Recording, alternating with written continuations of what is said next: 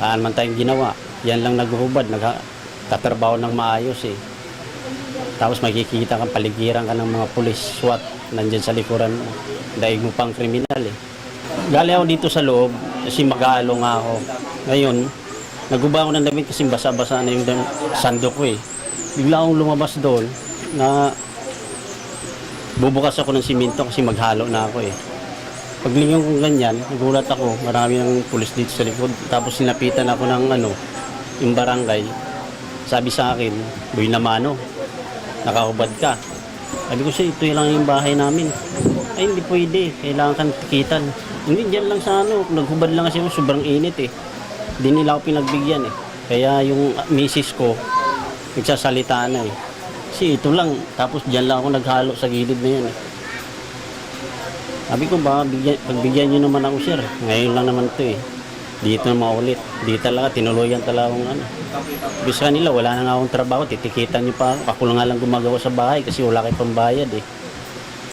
Wala, tinuluyan talaga, tinikitan ako eh. Kanina nagbayad ako kasi 500 yung Okay naman kasi binigyan naman ako ni chairman ng pambayad na 500. Siya na lang daw magbayad. Papasalamat din ako sa kanya kasi nabunuhan niya yung ticket na pambayad sa malaki talaga sir. Ganito na wala akong trabaho eh.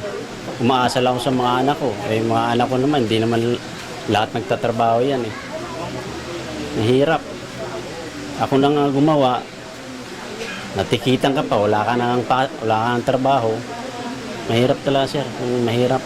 Na-trauma lang ako nung paglingon ko dyan, ang daming police SWAT na sa likod ko. Doon ako na sa tanda ko nito sir, ngayon lang talaga nagkaroon ng ganyan. Dati ka nakahubad ka lang naman? Oo. Natatakot may sakit pa akong high blood. Pumasok agad ako dito, hindi ko maano eh. Tapos mga hapon, nagtawagan na yung mga pamilya ko sa Mindanao. "Ano nangyari sa'yo? Ba't ang daming pulis? Ano bang ginawa mo?" Sabi ko, "Wala na akong ginawa. Ito lang, nagkahubad, naghalo nga lang siminto eh. Gumawa ako sa bahay." Ba't ganyan mga pulis? Di ko nga alam eh. Doon talaga ako natakot yung mga pulis na yun. Sa dami noon. Alam mo, kriminal ang kriminal kang ganyan, paikutan ka ng mga pulis. Tapos kanina kuya, may press con sa Secretary Joe Pimulya at humingi siya ng tawad sa'yo. Gusto ka doon niya puntahan ka nito minsan para personal na humingi ng tawad. Ano yung reaction mo sa Ako wala namang yun siya. Ang inaano ko lang, na trauma lang talaga ako dun sa mga pulis na yun eh. Napaikot sa akin. Kay Secretary Remulla eh. Wala namang doon. Hindi ako nag-aano sa kanya. Ang inaano ko lang yung mga pulis. Sana yung pag-ano nga lang dun sa barangay, paabiso sila na bawal talaga sa iskinita mag-ano. Yun lang inaano sa barangay. Eh, sabi nila, hindi daw barangay yun. Ay mismo taga-barangay nagtumikit sa akin. Pero yun nga lang, kapasalamat din ako doon kay chairman na binigyan ng pangtubos ng 500. Malaking tulong na rin sa akin yan. Ganito wala akong trabaho. sabi niya, Secretary Remulla, sorry daw kasi nagdabas ng direktiba na ganyan nang walang malinaw na guidelines.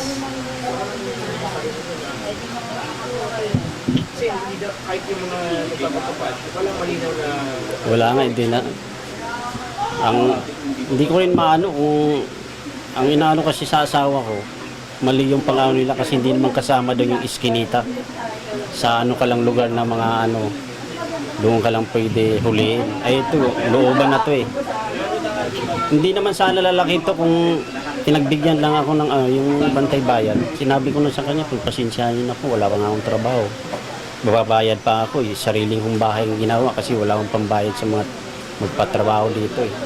Hindi talaga, tinuluyan talaga nila ako. Kaya nagsasalita ng misis ko. Ngayon kuya, ang sabi, kahit humingi ng sorry sa'yo, tuloy pa rin naman daw yung magiging pulihan.